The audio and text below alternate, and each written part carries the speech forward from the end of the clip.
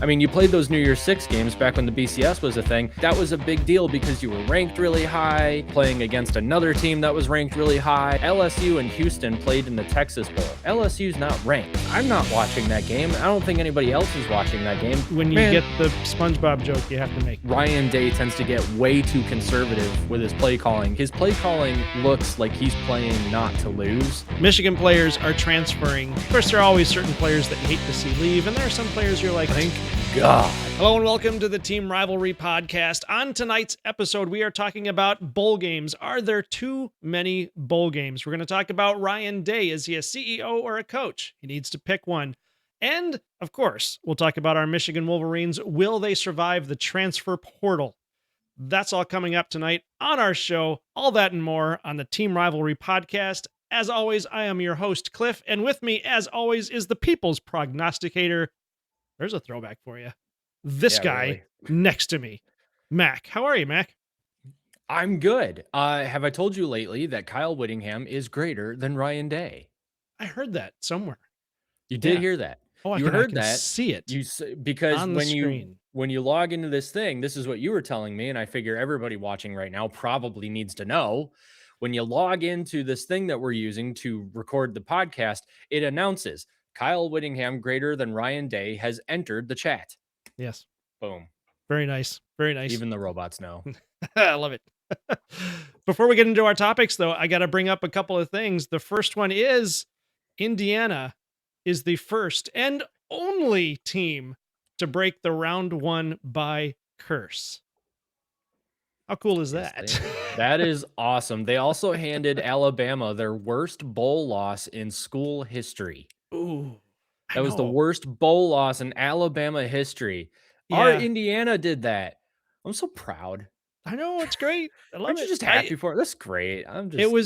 It was wild because I think when the game was starting, Kirk Herbstreit was saying that this is truly an historic moment because you had one of the winningest programs of all time. Clearly, Alabama, thanks to Nick Saban and Bear Bryant, and back in the day, one of the greatest football programs of all time, going up against Indiana, which is now the second losingest team of all time. And here they are facing off against each other in the Rose Bowl, and Indiana brings home the win. And the losers won. How about that? It's just fantastic. It's just really cool to me that not only is it great for this kind of thing to happen to Indiana. What better team for this to happen to have this historic two season run. And if no better team than Indiana to have this happen. And not only is it, their two best seasons ever, but there's all of these cool stories going along with it. Like what we just said with them being the losingest program and beating Alabama. But I also heard that Kirk Herbstreit had the chance to talk to a couple who is in their 80s, have been Indiana fans since I believe they attended Indiana, graduated from Indiana, and they have been faithful football fans for decades and never thought that they would live to see the day that Indiana would win the Rose Bowl.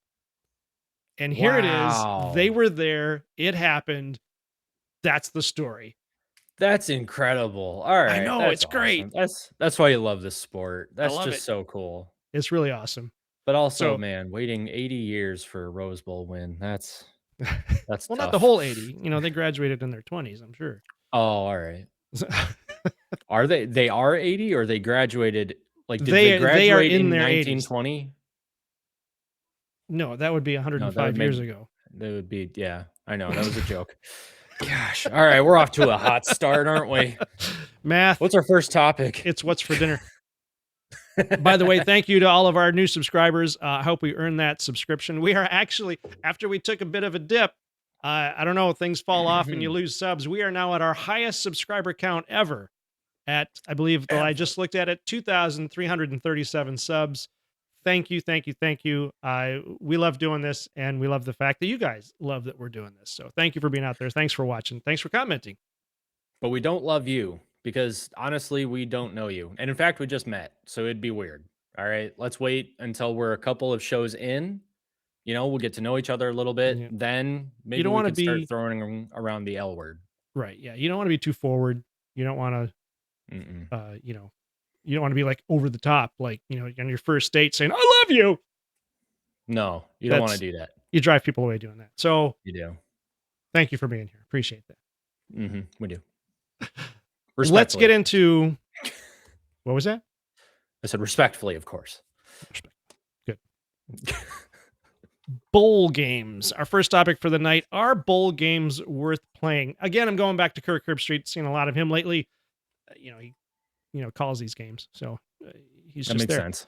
That makes sense. Yeah. And he has been talking about, he was on ESPN, I believe, the other day, saying that bowl games are getting out of hand, basically, that we have too many bowl games. It's diminishing what bowl games actually mean. Now, I haven't seen all of the numbers yet. And in fact, I think not all of the numbers are out yet as far as viewership goes, how these games are being viewed by audiences. The Pop-Tarts Bowl, though, believe it or not, is the most watched outside of the CFP games. And of course, it's not that it was the Pop-Tarts Bowl. It was that it was, what was it, BYU and who did they play? See, I didn't I watch can't it. remember. I'll find it. I'll find it. Don't you worry. I'm a Michigan fan, so I watch Michigan games and anybody who plays Ohio State. Yeah. And Indiana. I watch Georgia a lot of Tech. Indiana now because Indiana is fun to watch. Oh, that's the have- other thing I wanted to say is that the Indiana season, I'm sorry I'm getting off topic already, but Indiana has just been fun to watch. That game against Alabama have. was just fun to watch. Not if you're an Alabama fan. Not And if you're an actually, I got to Alabama fan. admit, Yeah. last thing before we get back on topic. Yep. Watching that was actually kind of difficult because towards the end of it, because like Indiana did whatever they wanted. I mean, Alabama couldn't stop anything. And then they started making all sorts of mistakes and desperation and stuff like that kicked in. Like it got sad there towards the end. Yeah. But anyway, I digress. I remember we were BYU texting and you said, and I said it was looking really good. And you were like, why? What did Indiana do? And I texted back, basically whatever they want. Basically whatever they Yeah, I saw that text and I was like, oh, I gotta turn this on. Yeah. So bowl games. Bowl games, yeah. Georgia Tech and BYU played in the Pop-Tarts Bowl. And honestly, that is I was thinking it was only Georgia bowl Tech, worth but I didn't want watching. to. Yeah. Well, see, okay, so that one at least makes sense. Sorry, did you have more of a ramp up before we start the discussion? Actually, yeah, I just wanted to point out All that right. what bowl games used to be was a reward for a good season. Typically you couldn't get to a bowl game unless you had at least 8 wins, and now you only have to be better than 500 to get an invite. And now we're at a point where teams are actually declining those invitations. So I wanted to ask about, why do we have bowl games in the first place? But do you want to go ahead with what you were saying? Yeah, I guess so. We do have too many bowl games. Just to answer the question, we absolutely do have too many bowl games. I think it is super ballsy of Kirk Herbstreit to go into ESPN's little seminar thing that he was doing and say, "Hey, we're sponsoring too many bowl games." Because, like, if he weren't Kirk Herbstreit, he'd probably be fired. Like, if I walked into my company and said, "Hey, we've got too many clients," they'd be like, "You're an idiot. Get out." Yeah. And I'd be like, yeah, that makes sense because you're right. I am an idiot. There are too many bowl games, but that's because ESPN doesn't care about the in-person experience, right? That's why if ESPN cared about the in-person game day experience, they wouldn't be hosting, like, was it 2 or 3 years ago? Western Michigan went to the Bahamas Bowl. Now, look, I love me some Western Michigan. I love my alma mater, the football team, only until I have my student loans paid off and I feel like my degree was worth it. But for right now, I really still do like the football team. I'm not going to the Bahamas, and neither is anybody else. Their wealthiest alumni, I believe, is the guy who sells cars at the car dealership in Kalamazoo. He's got a couple of them. I have no idea if he went to Western, but it's not like we've got anybody working at massive freaking Fortune 500 companies that are just like, I got nothing better to do with my life. I think I'll go see a 6-6 MAC team play against freaking, I don't even know who they played. Louisiana Tech, maybe? In the Bahamas. Yeah, that's a thing. I'm going to spend thousands of dollars on airfare, hotel reservations, restaurants and eating out and stuff like that. I'm not doing that. What are you talking about? That's why there's all of like maybe 5 or 6 fans in the stadium for that game. Right. The Pop-Tarts Bowl, on the other hand, that's awesome. Yeah, there was I am here for the Pop-Tarts Bowl. the viewership on that one, it said, was like over 8 million, and that's pretty much Yeah. it's the only numbers I've seen so far. But but it brings you back to the question of why do we have bowl games in the first place? Now, we're going to talk about this in relation to our own, life experience here. Going back to when I was a kid, originally it was that you had a bowl game because you had teams from different conferences, and that's when bowl games were regional, or the conferences were regional. So the Big Ten Yeah. is in the Midwest, the SEC is in the Southeast, the Pac-12 is on the West Coast. Um, so you had these variety of cultures basically coming together. So you could see a different style of play. You could face off in front of a new audience. The game still didn't necessarily mean anything outside of, because they weren't playing national championships at the time. It was basically a consensus national championship. But Mhm. at the same time, they were advertising for the school, and it was an extra practice. It was many extra practices for the teams. That's how they were when I was a kid. So you got an extra game. And because when I was a kid, Michigan was on their 30 or 40-year streak of bowl games, I got to see a bowl game every year. Mhm. But what do you see? What were bowl games? What did bowl games mean when you started paying attention to bowl games?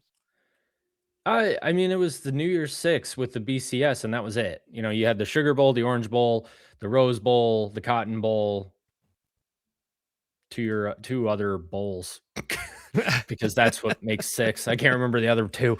And What was it? and Rose Bowl, Citrus Bowl, Sugar Bowl, Cotton Bowl, oh, Orange Citrus Bowl Bowl, was the Citrus Bowl in New Fiesta. Year's Six? Fiesta, Yeah, yeah. and Fiesta. Yeah. I did not realize the Citrus Bowl was a New Year's Six. Okay. So anyway, like you had those bowl games, and those were the big, that if you're playing on New Year's Day, then you did good.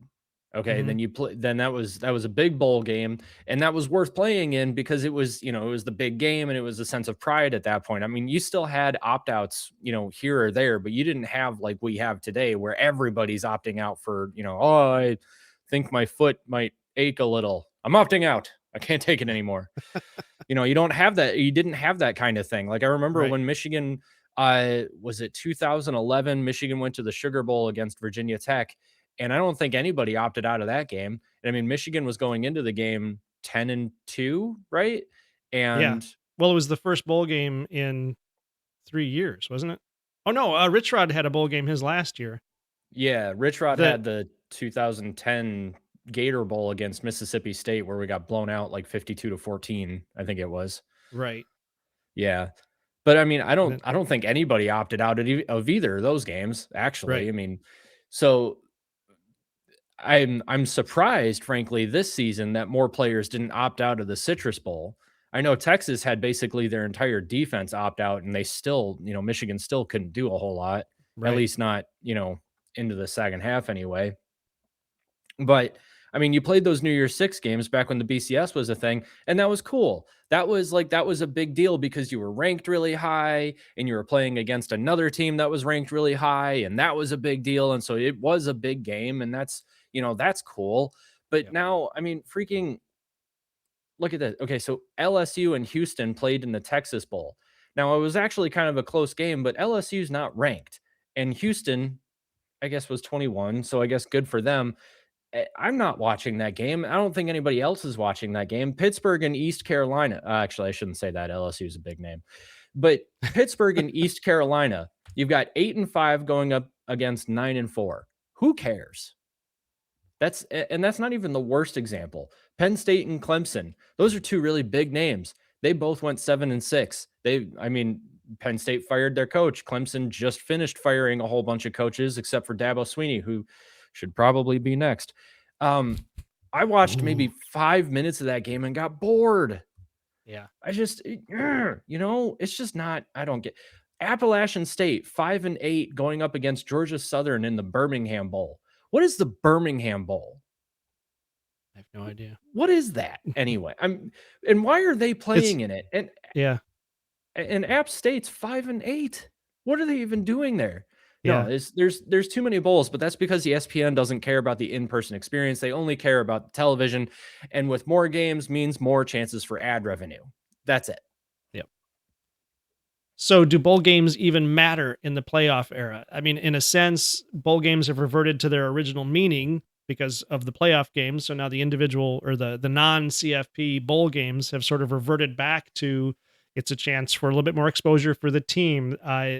They get some extra practice, but in terms of the season, because of the CFP, a bowl game is essentially a consolation prize. So does that even does it matter now that it's not regional anymore? It's actually that's an interesting question. So like the game isn't regional anymore, right? The game is national. I mean, Michigan is playing, during the season, Michigan is playing Oregon and Texas, um, Oklahoma, USC.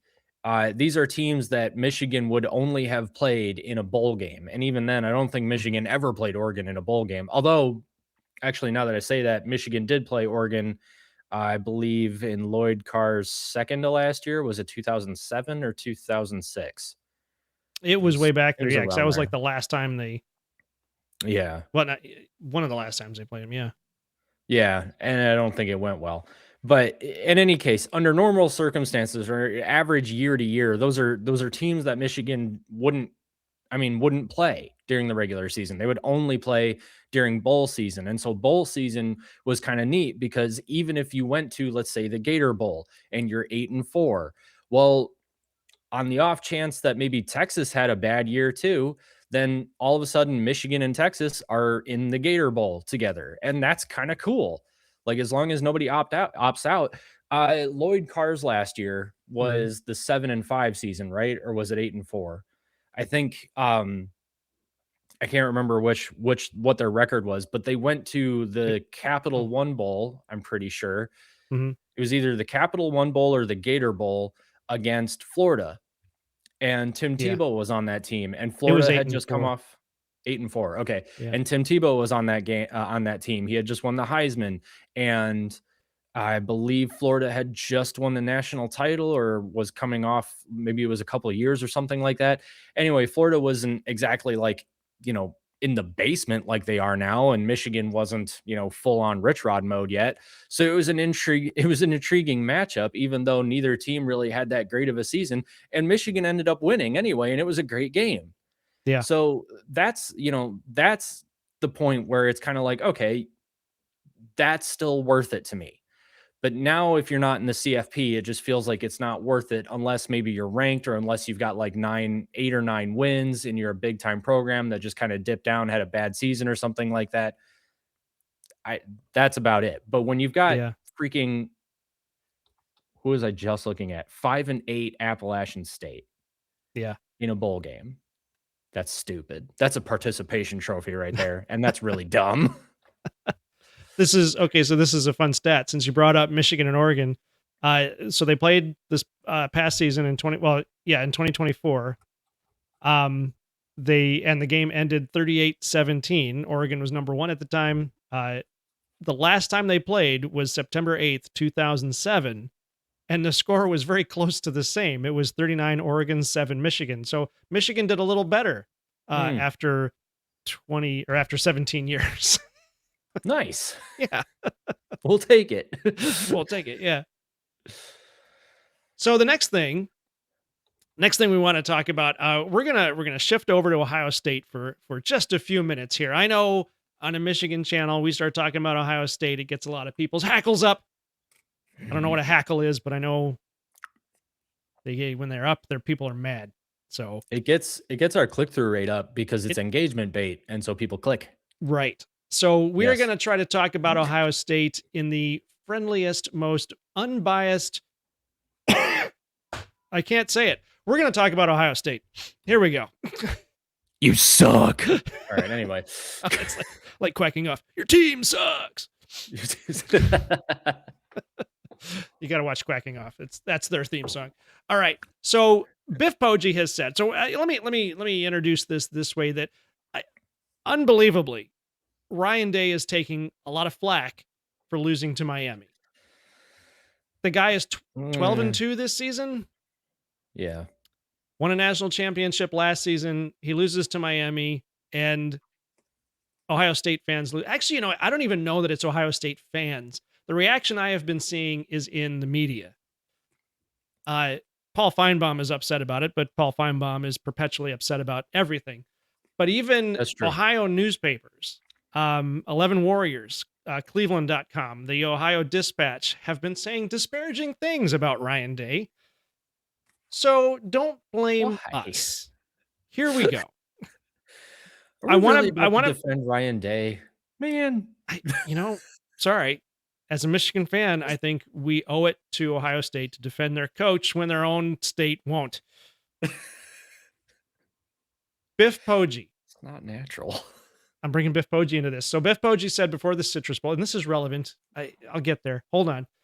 Biff Poggi said before the Citrus Bowl that you can get coaches anywhere, that head coaches need to be CEOs. And Biff Poggi being a multimillionaire, self-made millionaire, he is a CEO. He runs multiple companies from what I understand. As he was doing that press conference about the Citrus Bowl and about whether or not he might get the Michigan head coaching job, apparently he really wanted it, which I thought would have been cool, but here we are. Whittingham is also awesome.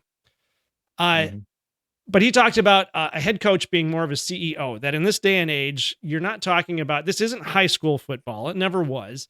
But in this day and age with NIL, with the playoffs, you need a head coach who is a manager, not necessarily a guy who can call the plays and train the players and all that. You need a guy who can you need a guy who's a captain of a ship. His people know their jobs, and all he has to do is make sure they do their jobs. Give them the leeway to do that. So that brings us. Pardon? Because you said ship. Pirate. Okay, so. Yeah. No, I get it. That was my contribution. It interrupted me in the middle of my flow, but I understand when you get the SpongeBob joke, you have to make it. I'm here for color, and that's it. Yeah. I'm here to look pretty and say dumb crap. And I'm all out of dumb crap. I'm all out of dumb crap. No, I'm all out of pretty. That's right. Yeah, because now you're saying whatever. I'm all out of something.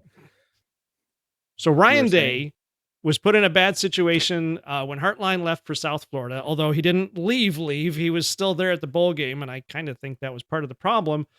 But then this was also the year after Chip Kelly had left for the NFL, so Ryan Day's just got a revolving door of OCs there for some reason. Don't want to speculate as to what's going on at Ohio State. When Ryan Day takes control of the offense, it's inconsistent. We saw it inconsistent against Indiana. We saw it inconsistent against Miami. And when Ryan Day's offense gets inconsistent, they lose 13-10. Just picking a number just out of random there. I was just out of the blue. All right. Just out of the blue. Out of thin air. Okay.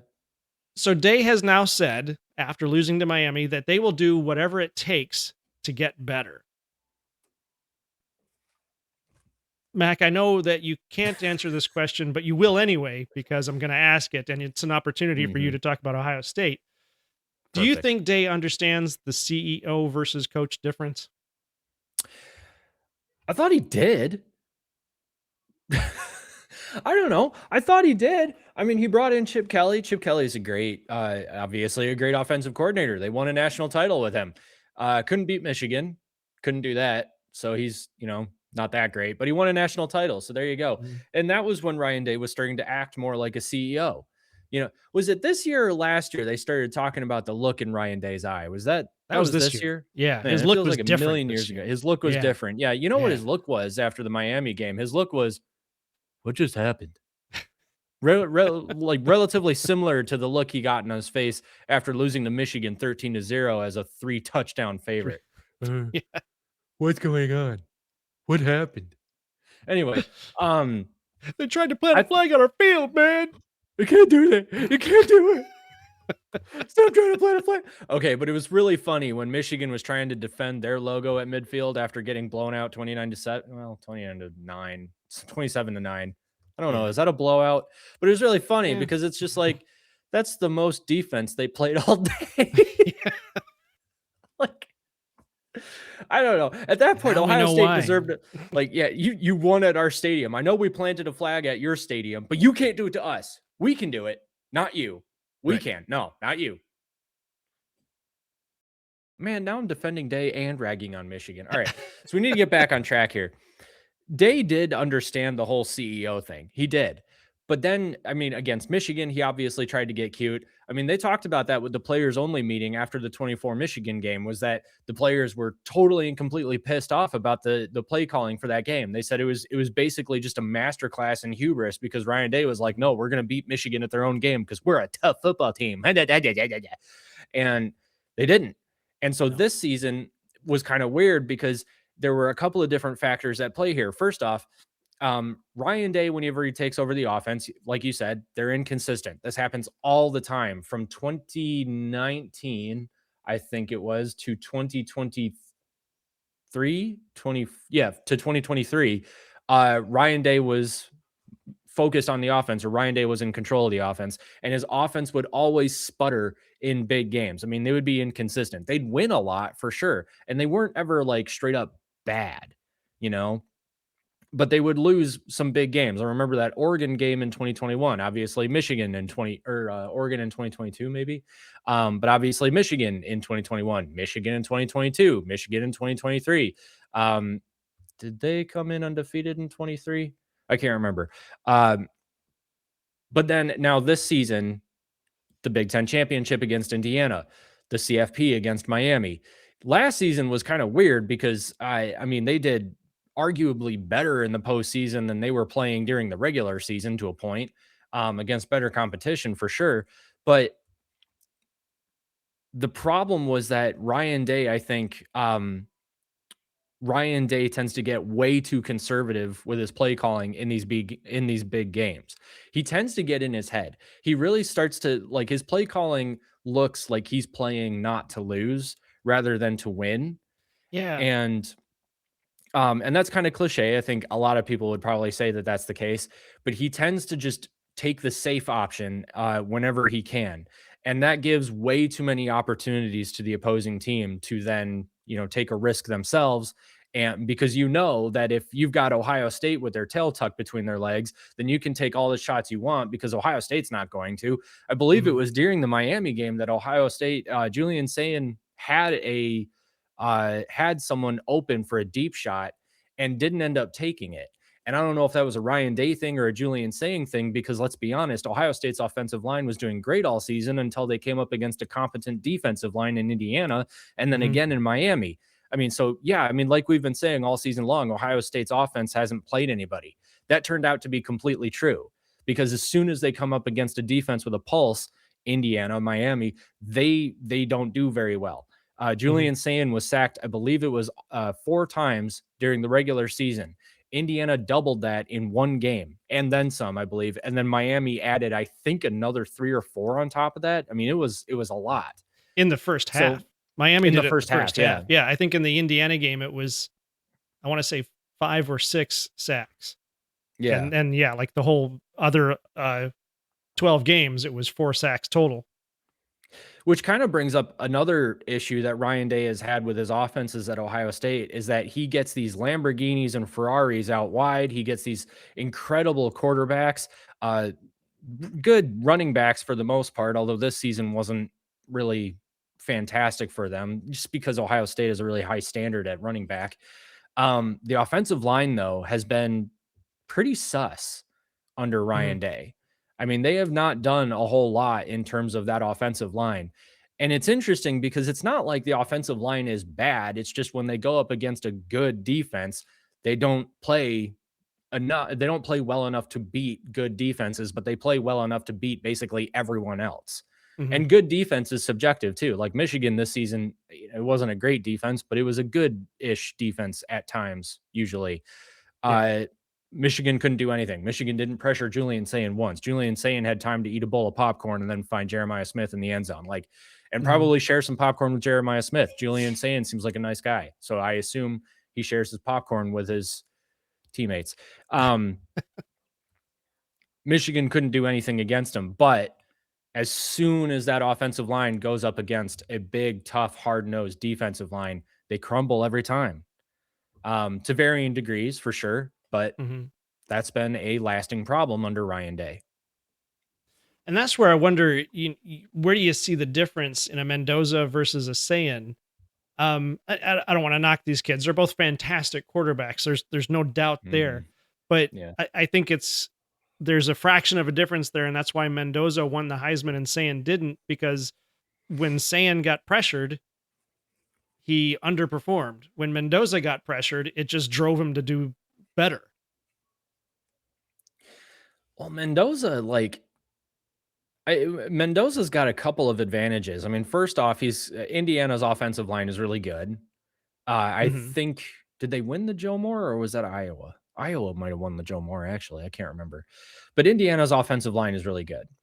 Mendoza can also use his feet. So even if you got Yeah, pressure on Mendoza, you didn't get a lot of pressure on Mendoza because the offensive line was holding up for the most part, but then he'd just run around you. And he did that several times. He did that a couple of times against Alabama. I mean, Alabama yeah. got pressure once or twice, and then Mendoza just ran away.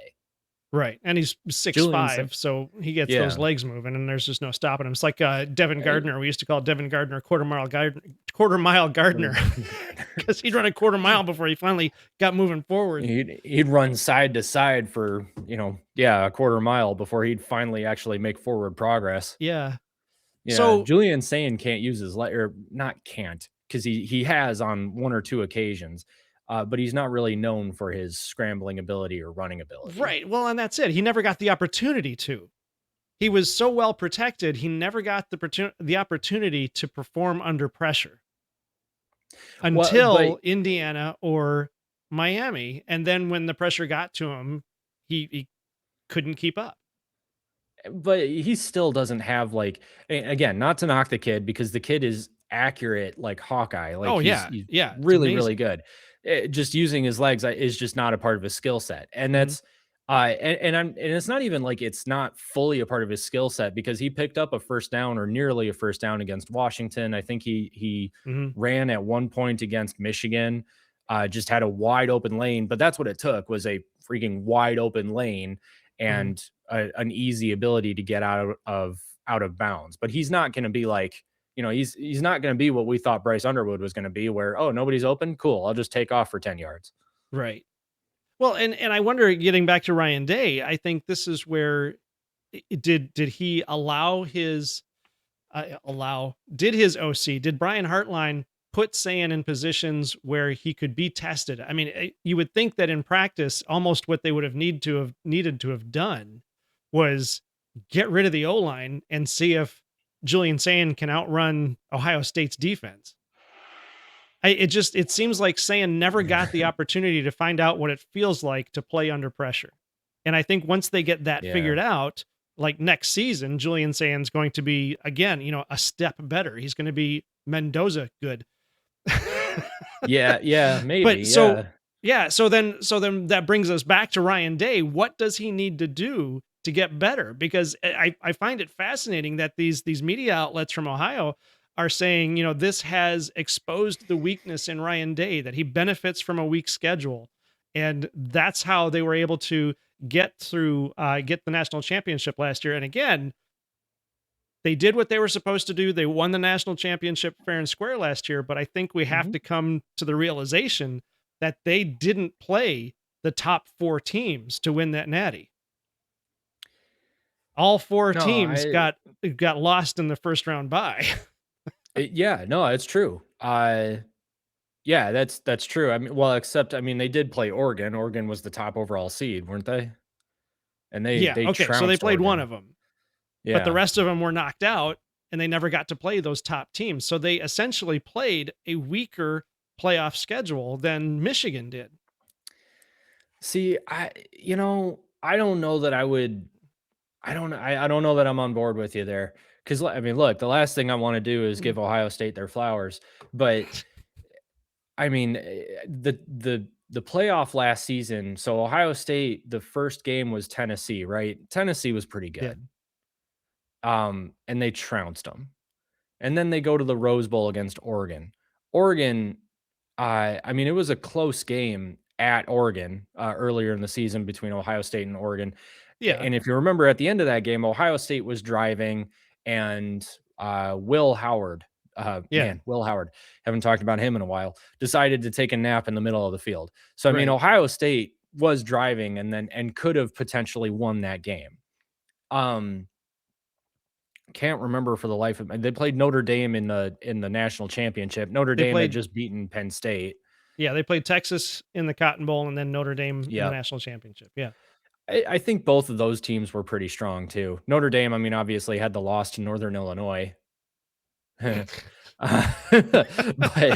they came Yeah, back, and they got a lot better. So right. I would hesitate to say that they had a easier playoff schedule last All year. right. Well, then still it, let's say the national championship was by degrees weaker. Not, huge leaps and bounds, but a couple of degrees weaker than, Mhm. previous national championship. I think we can agree this past year, this season, they benefited from a weak schedule, Yeah. and then it showed up in the Indiana game and the Miami game. So, what does Ryan Day need to do to correct that so that when he runs into Indiana and Miami next year, or the Mhm. Indianas and Miami's next year, what does he need to do to make sure his team is ready for those teams? I mean, there's not anything that you can do about the schedule, right? But Right. he needs to start. I mean, it's painfully obvious what the problem is. First, it's an offensive coordinator, so Ryan Day needs to get out of the way of the offense and hire a good offensive Okay, coordinator. And that's I what I'm and thinking.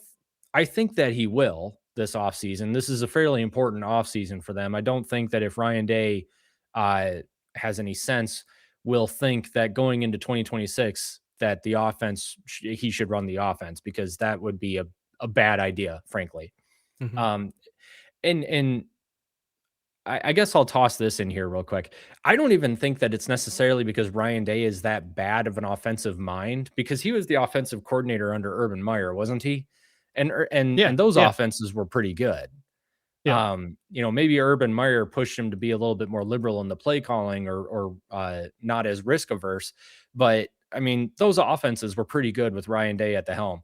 Um, I think it's because the head coach has way too much to worry about now in today's game. They have way more to worry about, especially with NIL and roster management and taking care of different coaches and NCAA compliance. And apparently you can't, watch games a little early and stuff like that. You got to be careful with all these different things.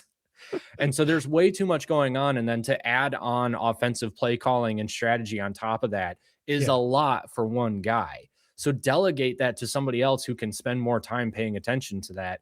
And on the other hand, too, make sure that they're good at what they do. yeah, Um, yeah, there's that. And then yeah. I think he also needs to, I think Ohio State needs to revamp their offensive line recruiting too. I think they need better offensive linemen. Why do you think they need better offensive linemen? I mean, they had a pretty strong offensive line this year. Well, I guess until they hit Indiana and Miami. There you go. I mean, Okay, that's well, why. yeah, okay, yeah. All right, that's part of it. Yeah. Because they prioritize, I think, and it's not supposed to be a knock or anything really, because they've got incredible wide receivers and skill players and stuff like that. Um, th- they tend to forget offensive line recruiting in favor of those skill positions. And Mhm. so, yeah, they had a really good offensive line, but they weren't good enough to beat Indiana. I mean, they crumbled against Indiana Yeah. fast. So yeah, they may have made every other defensive line they played this year look, not very good. Yeah. But as soon as they hit a defensive line that was as good as they were, they crumbled. So yeah, they need to revamp their recruiting. It's funny in a lot of ways. It reminds me. I go back to Rocky, and in a lot of ways, it reminds me of Rocky 3. And Rocky has been protected basically by his coach Mickey, because at this point he's the championship of the world. He's the champ of the world. And then he gets all of these little fights, uh, where he finally finds out that Mickey has been protecting him by putting him up against lesser athletes. Hmm. And so Yeah. then when Clubber Lang comes along, Clubber Lang is a legit, fighter who can take Rocky on, and Rocky faces Clubber Lang thinking that the past fights have not been as easy as he's been told, and he gets, pummeled. Granted, Mickey dies in the scene before that, so he's working through that, but but still, it's the whole idea of he had been protected for so long that he became civilized and couldn't handle a street fight, basically. So Was that that's the one what? with Mr. T, right? Yeah. Mr. T Yeah, plays yeah, Clubber okay. Lang. So that's kind of Yeah. where I see Julian saying he's a great quarterback. He's a great athlete, but he hasn't been tested by brutal defenses until Indiana and Miami. And now he has to Yeah. take that information and not be a prima donna. He shouldn't be a prima donna and say, well, that was, that wasn't my fault. The O-line broke down. He's got to be willing to say to himself, I couldn't handle it. I couldn't take it. I need to get tougher if he Yeah, wants to I mean, progress next year, I think. it's all part of it, but I mean, from the outside looking in, it was kind of the offensive line's fault. Well, the O-line exposed it. The O-line exposed the Yeah, problem. Had the O-line stayed strong, he never would have faced that uh, uh, problem. that problem. Yeah. Yeah, I mean, and then that's a good point. yeah. I th And then, if he ends up in the NFL, that's something where the NFL might look at it and say, but this kid's never been tested against a strong defense. He's been protected so much by his O-line. We might get him in here and, he gets one hit by a 385-pound D lineman and he's done for the year. Yeah. No, it's a So, good point. I do think though that some of the blame at that point still rests on Ryan Day though for not adjusting the play or the plan too. right. Because I mean, Sure. yeah, you want to know that your quarterback can take a hit and get back up. You want to make sure he's a tough guy and all that. But at the same time, as a coach, and especially as the offensive play caller, Ryan Day Yeah. should have been strategizing around where the pressure was coming from and figuring out how to, you know, get around it and stuff like that. It could Yeah. also be, and because again, we're not, experts. We're super great football minds or anything. But as much as I say that Ryan Day should have been adjusting and whatnot, he could have been adjusting, and Indiana could have been adjusting in real time against that.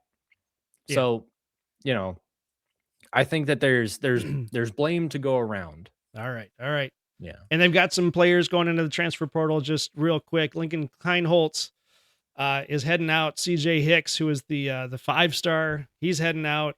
That's a surprising one. Yeah. Who was the other name CJ that Hicks. you thought was surprising on this list? Bryce West? James Peoples. James Uh, Peoples. and All and the right. only Yeah. reason I say that is because I don't know, there might be another surprising one on here somewhere, but James Peoples was a running back, and I think he was a highly touted recruit coming in at one point too. So I was a little surprised that they lost him, but Yeah. you know, All right. Finally, we are turning towards Michigan. Michigan players are transferring out of Michigan.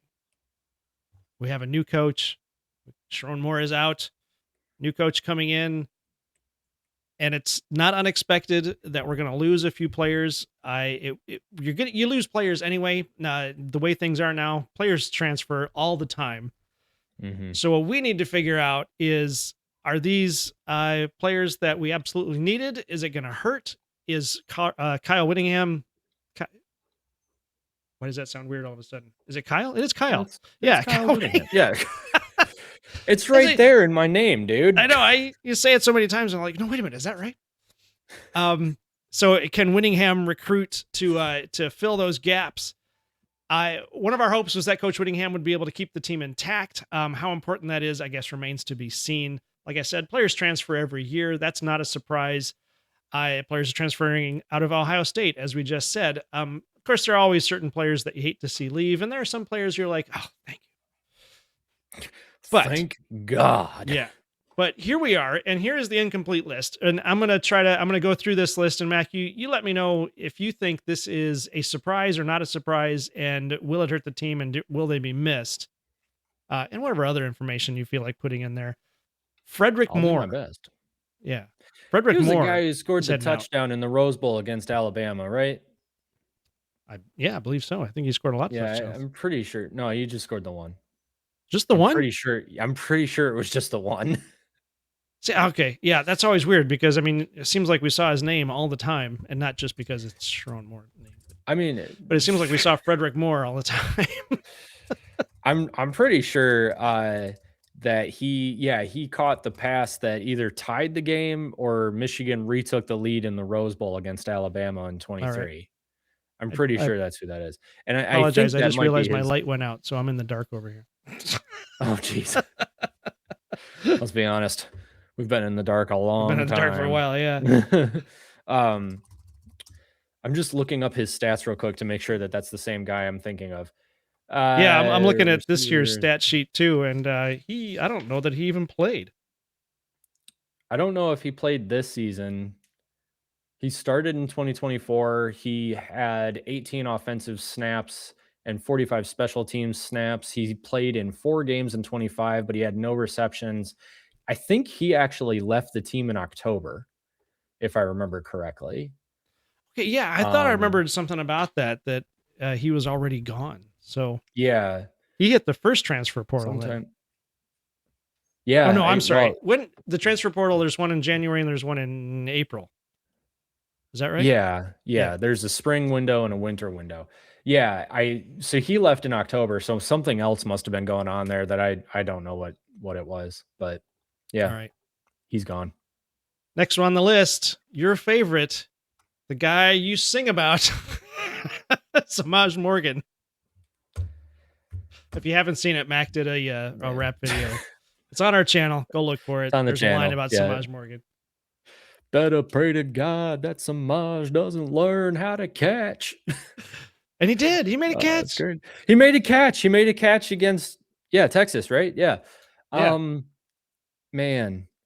Okay, I don't blame Samaj Morgan for anything that Mm-hmm. happened. He was not getting the coaching that he needed, and frankly, nobody on this team was getting the coaching Well, that they right. needed since Yeah. Harbaugh left. Because remember, 2023, he was a true freshman, and he played pretty good. He had the punt return against Iowa in the Big Ten championship game that almost went all the way. I mean, I think he got tackled on like the 3 or 4 yard line. Yeah. So yeah, I mean, there's no question that he's a good player, and that he's incredibly talented. But like, what was going on this season? I mean, this season was terrible for him. Um, and hopefully it didn't hurt his draft stock too much. I don't know what draft stock he could possibly have after this, but I don't blame any of it on him. It was all coaching. I mean, Mhm. the coaching didn't prepare him for doing well on the field. And then when he wasn't doing well on the field, the coaching didn't sit him down on the bench and say, hey, there are consequences to not playing well. Get your head in the game, herp to derp. Yeah. Because Sharon Moore was just trying to be buddy buddy with all the players. So yeah, no, I mean it's bittersweet because it's like I think if anybody Michigan related hears the name Samaj Morgan right now, they're all gonna go, but Right. but he seems like a good kid, and I hope he Yeah. has a ton of success wherever he goes, and I'm sure he will. Yeah. Number 3 on our list is Inau Etta. And he actually, okay, so I've got his stats here. He was in 13 games. Let's see, tackles, 6. I forget what all the is. 15 tackles this year, 2.5 to 3 tackles. Oh, I'm sorry, 2.5 tackles for loss, 3 yards. He got credit for a sack, and Hmm. then yeah, I guess that's well. He got some. He blocked a couple of passes there too. So I mean, he did play in 13 games. Yeah, So he played the I, whole season. I mean, he played every game. yeah. I mean, I think this one stings a little bit because I mean he's got some position versatility and all that, and then Michigan was at one point known for really good defensive lines, and Eno Etta I Hmm. think could have really been a part of that. I mean, because Eno Etta came in while Harbaugh was still there, and now the fact that he's transferring out is just kind of rough. So Yeah. yeah, that one sucks a little bit. He's All good. right. And then the fourth one on our list, Jaden Davis. No, I'm sorry. Wait, Sorry. what? Sorry. Davis Warren. Oh, jeez. I looked up and I saw the Jaden Davis name, which is the next one, and that's what I said because I see it. I Jaden say it. Davis. Yeah, Davis Warren is leaving. Davis Warren. And let me put this Man. out there first. I get it. I don't wish him ill or anything. I mean, he's been through thick and thin. The kid has Mhm. dealt with stuff. Um I get him leaving because I actually thought he was sort of transitioning to coaching. And I also thought he wanted to go back for a doctorate. No, that was somebody else. At any rate, um, Mm. I get him leaving. We love him. He's the Buckeye killer. Uh, but he's fourth or fifth in line. He's got a Yeah. year of eligibility left, I believe. So he might as well see what's out there. So I get it. But now you, I mean, because I I know you love said Davis this. Ward. I said this. I guess tongue in cheekly, is that a word? Mhm. For a little bit, that Davis Warren is like my favorite Michigan football player Yep. of the last, I don't know, 5 years or so. I think that might still be true. Apart from like there are obvious choices, like JJ McCarthy was awesome. Yeah. Uh Blake Corum was awesome. Will Johnson was awesome. Rod Moore. Rod Moore calls Rod Moore. game. Yep. Uh but man, Davis Warren, I mean, everything's against him. Pretty much every Michigan fan didn't ever want to see his face in Ann Arbor ever again. Goes Mhm. down to Columbus, doesn't play well. Didn't really play well, honestly. He threw for 60 yards, but freaking the guy still like helps keep the offense together and they win. And Yep. that's just crazy to me. Like that's just Yeah. awesome. So, yeah, I mean, I'm going to buy a Davis Warren jersey whenever she will let me buy a Davis Warren jersey. For those of you who are I know. listening on audio, I just pointed in the general direction of my wife. All right. And I think that's what makes us different from a lot of fans is that we look at somebody like Davis Warren and overall, okay, not a top 10 player on the team, but I mean, a great kid. And the fact that he, that last season where he was the starter for the first 3 games and then gets benched, Yeah. and then gets a little bit of playing time in there, but then finally, you see, now I've actually forgotten who else was quarterbacking last year. Alex Tuttle was Orgy there. and Jack Tuttle. Orgy. Oh, so yeah. Okay. Yeah. So those guys come in and they can't get it done. And then they bring Davis Warren back in and they win their last 3 games. One of them being against Ohio State and the other one being against Alabama. And I mean, I don't know. For me, how can you not like that? I mean, that's just awesome. Is it still the greatest 8-5 season ever? I It mean, is. Yeah. considering Sharon Moore was the coach. Well, but we didn't know. We didn't know what was We didn't going on. know. So Yeah, we didn't know. I still think of it as the greatest 8-5 season ever, simply because we beat Ohio State for the 4th time in a row. We beat Michigan State. Was that Minnesota that year? No, we didn't play. Yeah, we played Yeah, Minnesota. we beat Minnesota too. We beat the rivals. We still had a And winning USC. season. We beat Alabama twice in the same year. Yeah, it's still the greatest 8-5 season, regardless. The next guy Sweet. on our list, as I already mentioned, is Jaden Davis. Jaden Davis was the miracle kid that was supposed to come in, and actually he was the original Bryce Underwood. He was Yeah. going to come in and be Michigan's quarterback for 4 or 5 years, and lead the team to glory. I don't know that he played more than 2 games. I know that we were saying Yeah. in the spring game this past year in the spring game, that his mechanics just looked weird. I think he only came out in garbage time in the 2 games that Michigan had garbage time. But he's leaving. How do you feel about it? Yeah. It makes sense, you know. I don't know that he was ever going to start at Michigan, unfortunately. Watching him play the little bit that he did, I'm not a quarterback. I played football for 1 season, and that was with a Division 7 team. And I played sometimes defensive line, sometimes running back, sometimes punter. I didn't go anywhere near the quarterback position. But when you throw a football, are you supposed to do this at any point? Like, is that a I wouldn't part think of so. the throwing mechanics? I don't think so, because I remember watching Nickelodeon back in the day, all right? And Peyton Manning had a commercial on Nickelodeon where he told you how to throw a football. And he said, he tells you how to throw a football. And It's a thing with the football, and he you told make it go. did, so you make it go far and you throw it. It's a great time.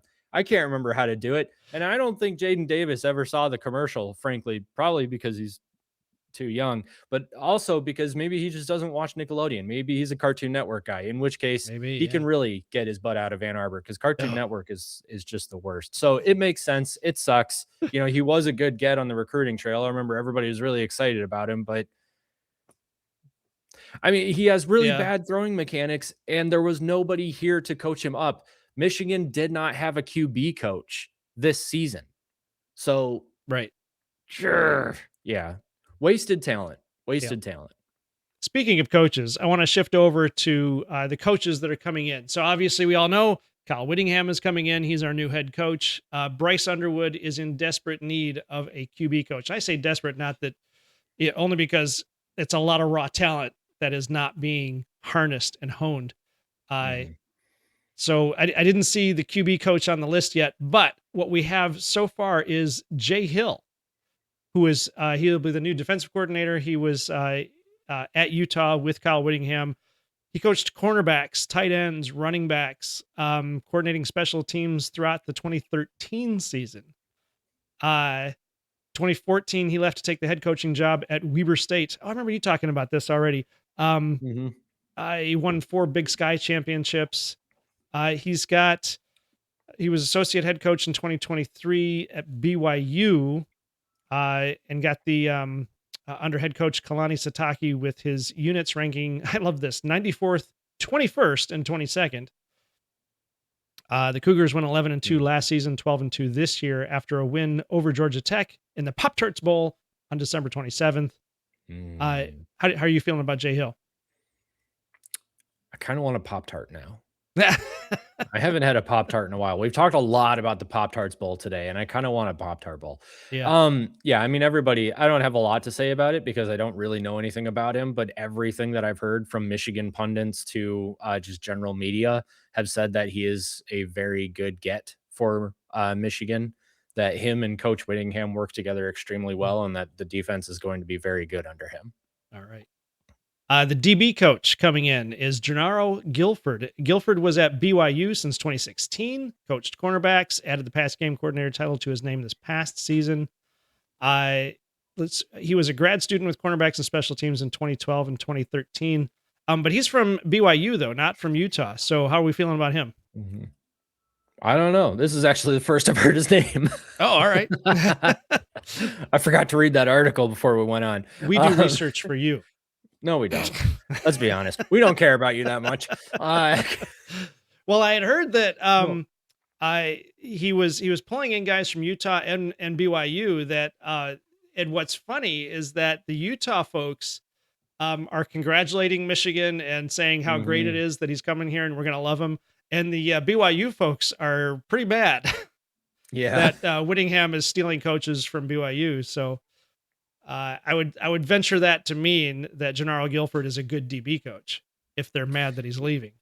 Well, I'm sure that probably helps. I mean, generally speaking, if my mind just flashed back to, you remember when we had Nussmeier as the offensive coordinator under Hoke? Yeah, Was that Brad Nussmeier? Brad Nussmeier. Brad Nussmeier, maybe? Sounds familiar. Yeah, I can't remember. Anyway, he was the former OC of Alabama, and Michigan announced that they had gotten him. I think it was hoax last year or something. And I remember us Michigan fans were like, "Oh my gosh, that's amazing! He's Alabama's former offensive coordinator. This is going to be great." It was not great, it was not. No. and I believe even Alabama fans at the time were like, "Good luck." Yeah, And I mean, so the fact that BYU fans right now are all up in arms over it, that's a good sign. it's a good sign. Yeah. Yeah. We have Lewis Powell coming in as the DE coach. He spent 11 years at Utah under Whittingham and 10 working with the D line, position he played from 2001 to 2003. Powell's all conference first team honorees include multiple players. Wow. 1, 2, 3, 4, 5, 6, 7, 8, 9 players on the all conference first team.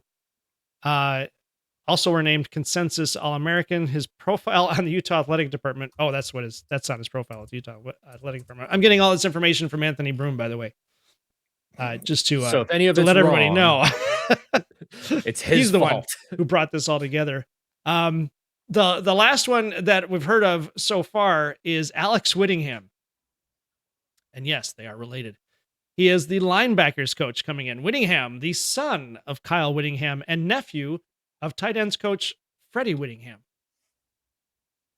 Yeah. All right. All right. That's a football family right there. Yeah.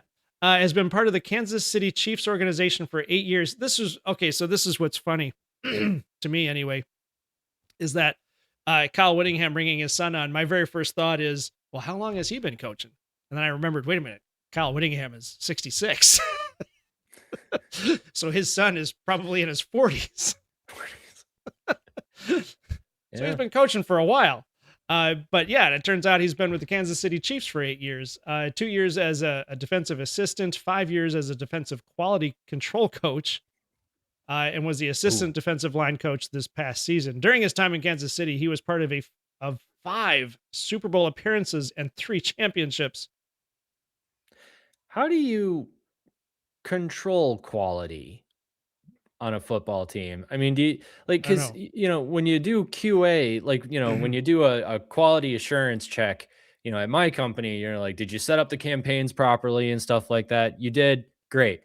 Run the campaign. You Yep. can't exactly on the field, in the middle of a play, a linebacker's going up to defend a pass or something and be like, oh, he didn't put his hand in the right place to block the ball. So that doesn't count. We're just not going to go with that play. We're going to try this again. You can't do that. You can't just control quality. Like, so how does that work exactly? I'm not sure. We'll have to look into that. How No, they we don't. manage quality control on that. I don't know if that interests anybody else. But yeah, so Alex Whittingham, linebacker coach, Lewis Powell, the DE coach, that's gonna be a tough one. Gennaro Guilford is the DB coach, and Jay Hill is the DC. Did we officially get Jay Hill? Yeah, he's coming. Wait a minute. So I guess we're I meant still, somebody and I else. don't know, I'm sorry. I don't know if it's been announced yet. I tried to find it, I couldn't find it yet. Who is coming in as the OC? Obviously, who was our OC this year?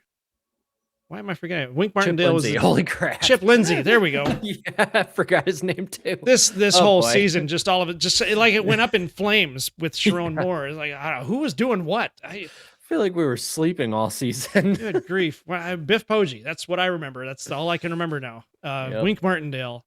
But yeah, so I don't know if we have any word yet on who the OC is. But Jay Hill is the DC, and that's kind of the update for now. Yeah. It's hard to really get excited about it now, other than like Jay Hill. Jay Hill, who obviously working with Whittingham at Utah, and then no, I'm sorry. Yeah, Jay Hill was at Utah, and then Gennaro Guilford from BYU. Like you said, the fact that they're upset that we got him from BYU, the fact that everybody in Utah is saying we're going to have a great team with Whittingham and Jay Hill. I mean, the future looks bright. I'm pretty excited. I'm excited to find out. I'm excited to see the spring game now, because you get a new coach in there, you get new coaches, new program, new styles, new strategies. Although it sounds like it might actually be almost like a flashback for us, because like you were saying, if he's bringing in or bringing back Big Ten football, it could be. It's going to be Harbaugh without the quirkiness. And hopefully politics. Well, on that note too, I guess what I like about Whittingham, what I've seen of him so far, is in the press conferences, he's a coach with a personality. Yeah. Harbaugh had the personality. Whittingham has the personality. Sharon Moore, when he did his first press conference in 24, and he's just deadpan the whole thing, I'm like, okay. And not to, I don't mean to look at it retrospectively and say, well, now that's, okay, so this is why he wasn't any good. It was, even at that time, it was like, oh man, I wish he were, more like Harbaugh, had more of that energy. Yeah. Because when they're just sort of deadpan like that, it's like, okay, well, I hope he's a good coach, because he's not all that much fun to watch. And now, of course, we know he wasn't a good coach either. So Yeah, well, No, yeah, no, he wasn't a good coach, was he? Never mind. No. Yeah, no, you're right. He wasn't. No, I think what we have to come to grips with now is that the only reason Michigan didn't have 2 losing seasons in a row, is because Sharon Moore wasn't paying any attention and his OC and his DC were, doing all the work. So, Yeah. Yeah. No, that's true. to some extent, I mean, they weren't And allowed to do what they needed to do, as we saw whenever Biff took over, the team really lit up. So, yeah. yeah, anyway. But I mean, and also they had a far better quarterback and all that, but they didn't have anybody developing players. So this team never got better as the season went on by any means. It was just, yeah. Right, We don't right. need to relitigate the whole season, I Yeah, guess, go do but that oh again. my gosh. All right, thank you everybody for watching. That's going to do it for us tonight. We've got, let's see, the next games are this weekend, right? Saturday they should be. I think so. I should look this stuff up before I go talking about it. I don't have the schedule Why? memorized. I know it's, every week we have games, but this week it was weird because it was January 1st was in the middle of the week. But I think next week Hmm. we've got the games on the weekend again. So Mhm. however it happens, when football appears, watch it. And that's Just all I have put to it say on in about front that. of your face and consume product. There we go. Boom. That's all we got to do. Thank you for all of our new subscribers. Don't forget to check out teamrivalry.com, our news site, where we have fun and interesting articles. Actually, there's one on there right now about bowl games and how your bowl game might not be legitimate. Mm-hmm. That was a fun article to write. Anyway, that's all I've got. Mac, do you have anything? I'm going to bed. Very good. Well then, Sweet. good night, everybody. Mac, take us out. This is the Team Rivalry Show. Nice. That was well done there. I like that. Thank you. Yeah. Nice, tight, to just, right out with it, Yeah, it worked. Yeah.